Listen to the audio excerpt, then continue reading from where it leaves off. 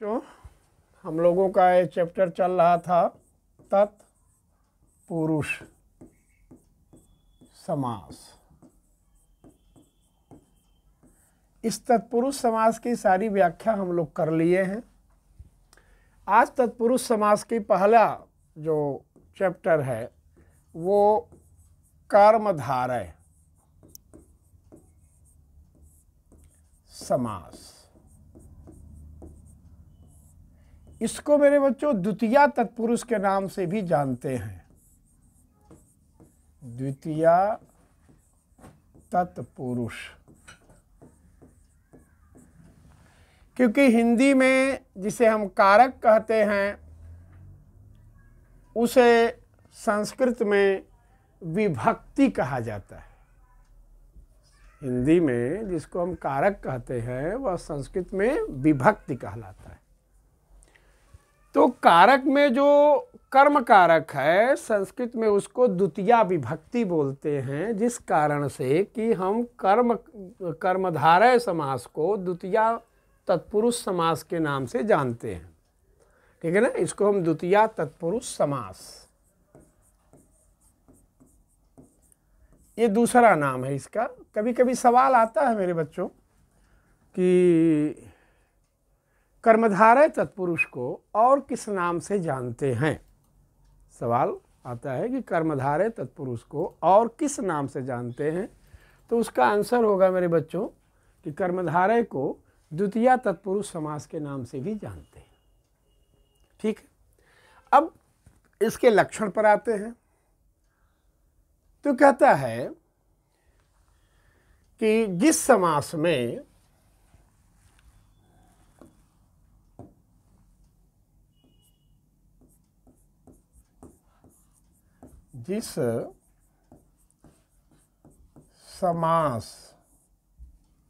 में कर्म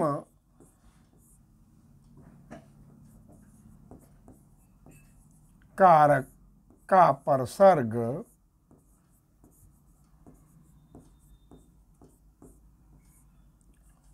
को की प्रधानता हो,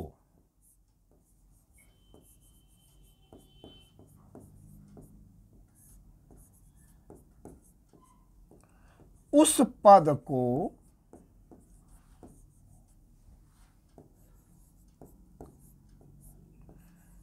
कर्म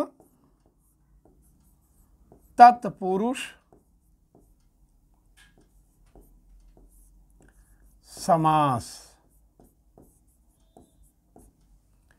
कहते हैं।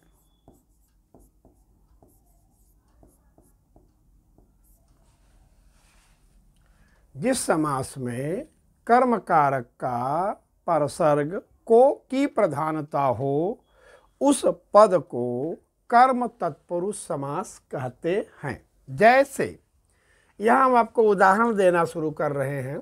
हमने यहाँ लिखा गगन चुंबी।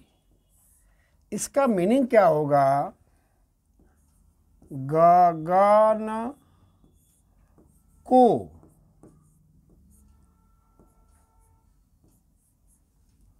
चूमने वाला।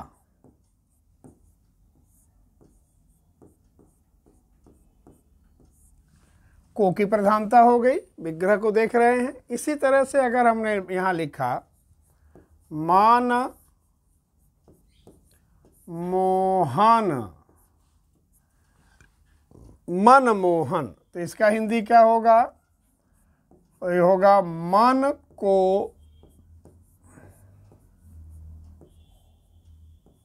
मोहने वाला।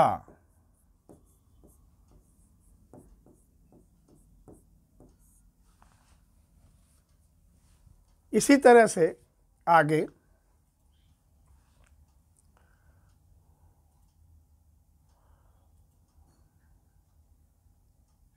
ग्राम गत, तो गांव को जाने वाला,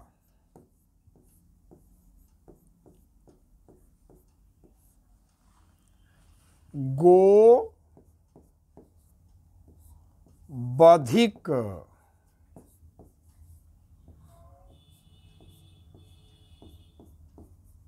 गाय को मारने वाला,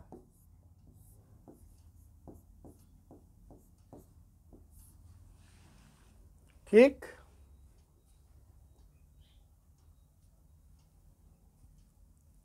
इसी तरह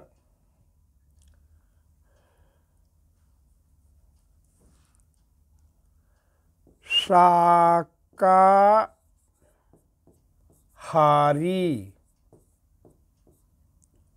शाक को खाने वाला, शाक को खाने वाला। मातृहंता,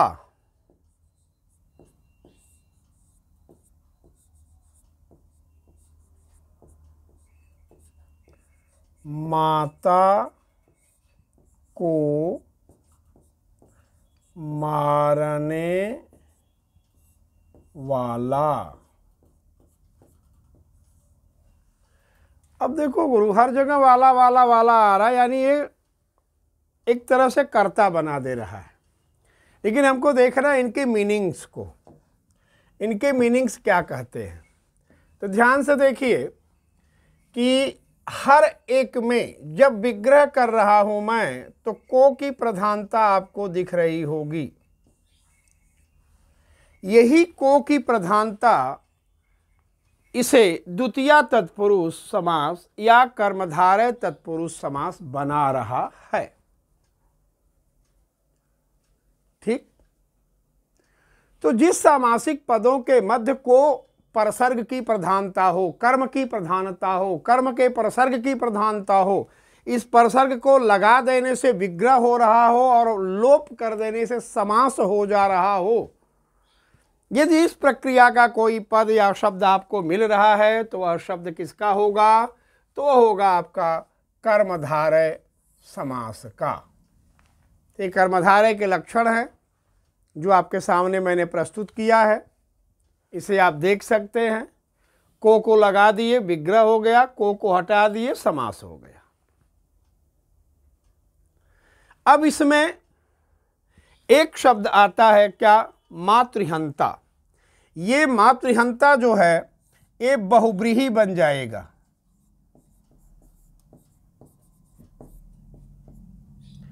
ये बहुब्रीही बन जाएगा और ये कौन हो जाएंगे? ये हो जाएंगे परशुराम। ये मातृहंता के रूप में इनको लोग वर्णित करते हैं।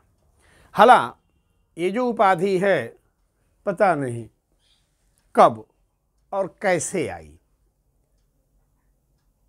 इस पर हम अभी विवेचना नहीं करेंगे, लेकिन इसको बहुत निगेटिव रूप से जो प्रस्तुत किया गया है, ये कहानी की सत्यता वर्तमान में प्रकट कहानी की सत्यता से बिल्कुल भिन्न है। उसका एक अलग ही अर्थ है। बस इतना संक्षेप में बता दूं कि परशुराम की माँ, दो बहनें थी, दोनों राजा की पुत्री थी। एक की शादी परशुराम के पिता जमदग्नि महाराज से हुआ। दूसरी जो छोटी वाली लड़की थी उस राजा की, उनकी शादी हुई सहस्त्राबाहु नाम के राजा से। सहस्त्राबाहु के अत्याचार से ये धरती त्राही त्राही करने लगी, जिसको मारने के लिए परशुराम ने 21 बार प्रयत्न किया और सहस्त्राबाहु 21 बार है वंशीय थे, वो 21 बार जीवित हो जाते थे। अब इसके पीछे क्या था? तो इसके पीछे उनकी माताजी, परशुराम की माताजी के द्वारा प्रदत्त परशुराम की मौसी यानी सहस्त्राबाहु की पत्नी को दिया गया आशीर्वाद कि जब तक मैं जीवित हूँ तू विधवा नहीं होगी। इस बात को सुनकर के जो सहस्त्राबाहु था वो अपने पापाचार, दुराचार, अतिचार में और तल्लीन हो गया और निश्चिंत हो गया कि मैं तो लगभग लगभग अमर हूँ, क्योंकि परशुराम अमर है। और जब तक परशुराम है, जब अग्नि है, वो तो ब्रह्मर्षि है, तो उनकी पत्नी को तो कोई मार नहीं सकता, ना तो कोई मृत्यु आएगी। तो जब तक वो जीवित है तब तक तो मैं आज़ाद हूँ।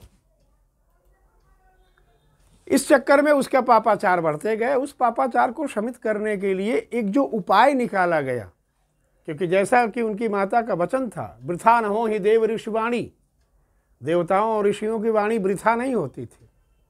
तो उसके लिए जो एक मार्ग निकाला गया था, उस मार्ग के अंतर्गत ये कार्य हुआ था मातृहंता। वो भी कैसे हुआ था?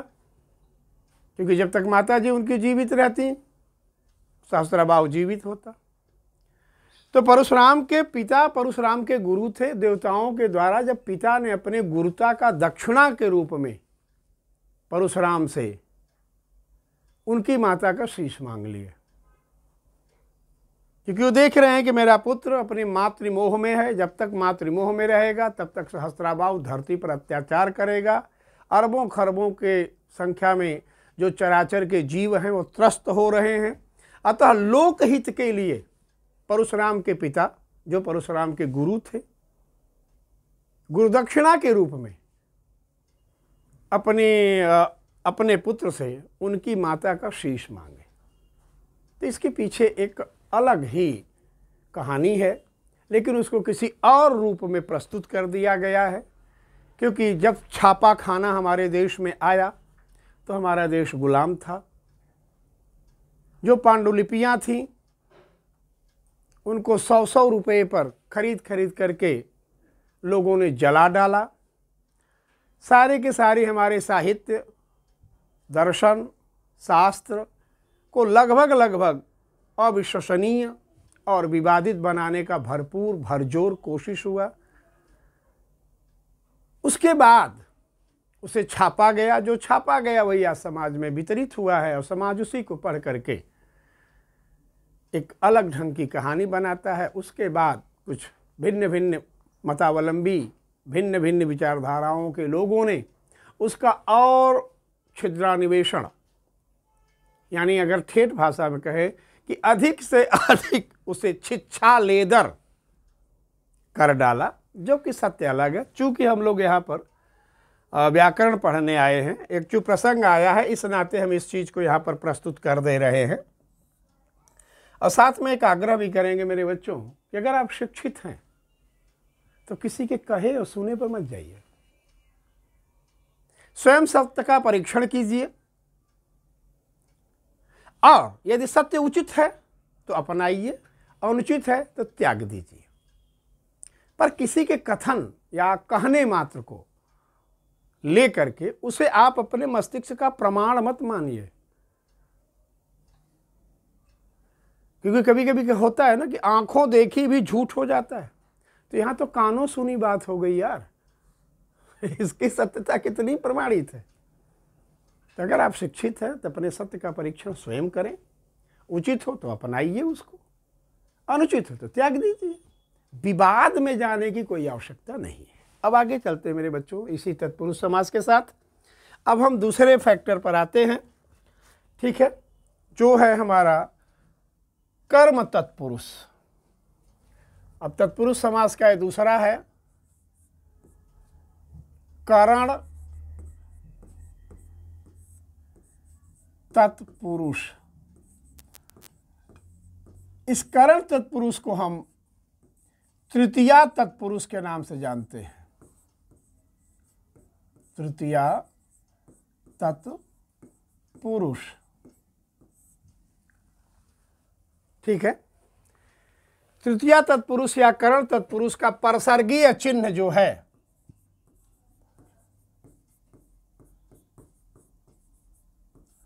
परसर्गीय चिन्ह वो है से या द्वारा। याद रखिएगा इसे, से या द्वारा। यदि इस परसर्ग का किसी सामासिक पद या शब्द में, इस परसर्ग का किसी सामासिक पद या शब्द में प्रधानता दिखाई पड़ती हो तो वह पद करण तत्पुरुष या तृतीया तत्पुरुष के नाम से जाना जाएगा। ठीक है, हम उसे लिख भी दे रहे हैं कि यदि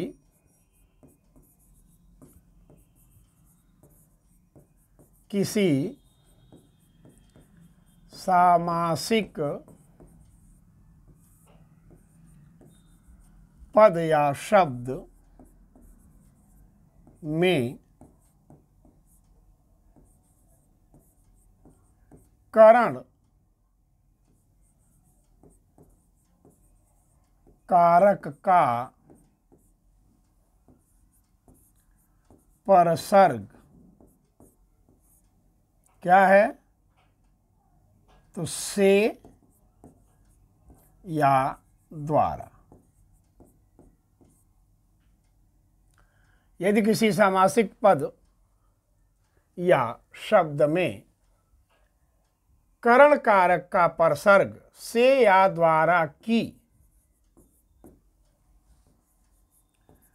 प्रधानता हो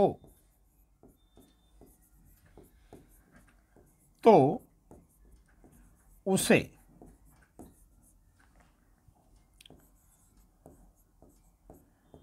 करण तत्पुरुष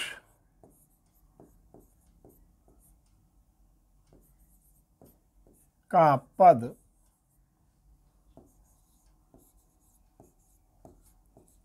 कहते हैं। जैसे अब हम यहाँ आपको एग्जाम्पल दे रहे हैं, उस एग्जाम्पल्स को आप देखिए। ठीक मित्रों, भाई ये कैसे हटेगा? तो आप कोने वाले से आगे कर दीजिए, वो जो एरो बना है उस पर क्लिक कर दीजिए, इस पे, एरो पे, इस पे। अच्छा, धन्यवाद। अब हम आपको इसके एग्जाम्पल्स देना शुरू कर रहे हैं मेरे बच्चों, ध्यान से देखिएगा। अगर हमने यहाँ लिखा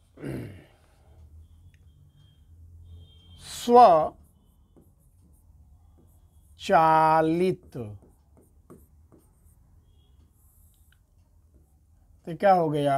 ये हो गया अपने से चलने वाला। हस्तलिखित,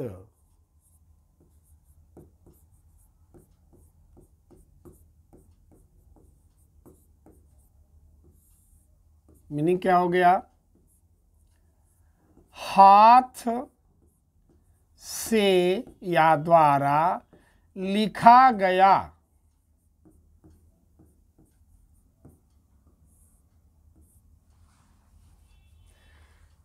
जनश्रुति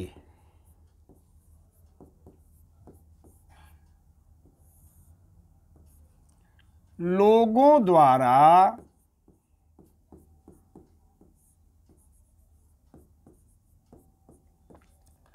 सुना गया। ऐसे ही लोकोक्ति,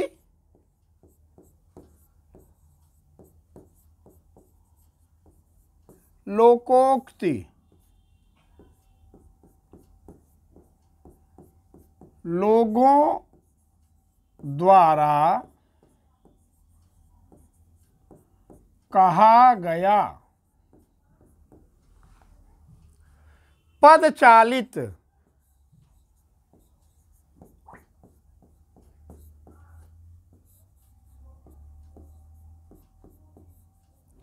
पैर से चलने वाला। स्वर्ण रचित,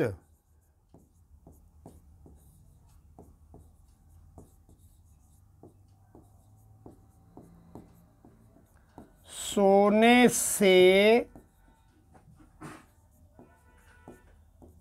बनाया गया।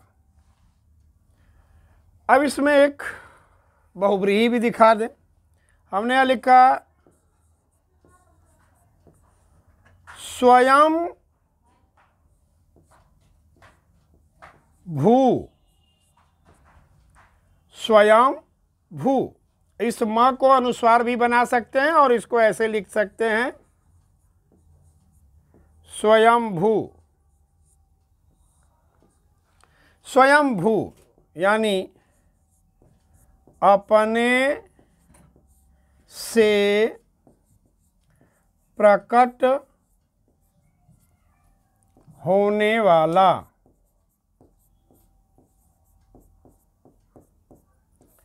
अब चूंकि ये स्वयंभू पर्यायवाची बन गया, अतः यह बहुव्रीहि में चला जाएगा।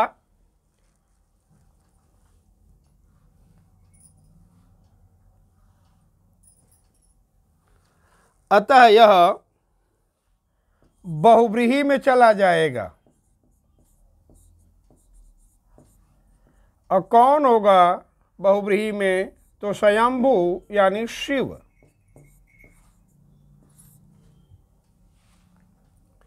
अब देखो मेरे बच्चों, जहां ध्यान देने की बात है वो है ये कि तृतीया तत्पुरुष या करण तत्पुरुष, इसका जो परसर्गीय चिन्ह है से या द्वारा, जब किसी सामासिक पद के मध्य इस परसर्ग की प्रधानता होती है तो वह करण तत्पुरुष कहलाता है। अब देखिए, स्वचालित अपने से चलने वाला, हस्तलिखित हाथ से लिखा हुआ, जनश्रुति लोगों द्वारा सुना गया, लोकोक्ति लोगों द्वारा कहा गया, पदचालित पैर से चलने वाला, स्वर्ण रचित सोने से बना हुआ, स्वयंभू अपने से प्रकट होने वाला, लेकिन ये चला जाएगा बहुव्रीहि में। तो इन पदों के मध्य में आपको जिस परसर्ग की प्रधानता है, तो कौन सा परसर्ग है? तो भैया करण का परसर्ग है। कौन सा? से या द्वारा। अतः हम इस पद को, ये सारे के सारे जो पद हैं, इस पद को हम क्या कह सकते हैं? तो ये पद हो जाएगा हमारा करण तत्पुरुष समास।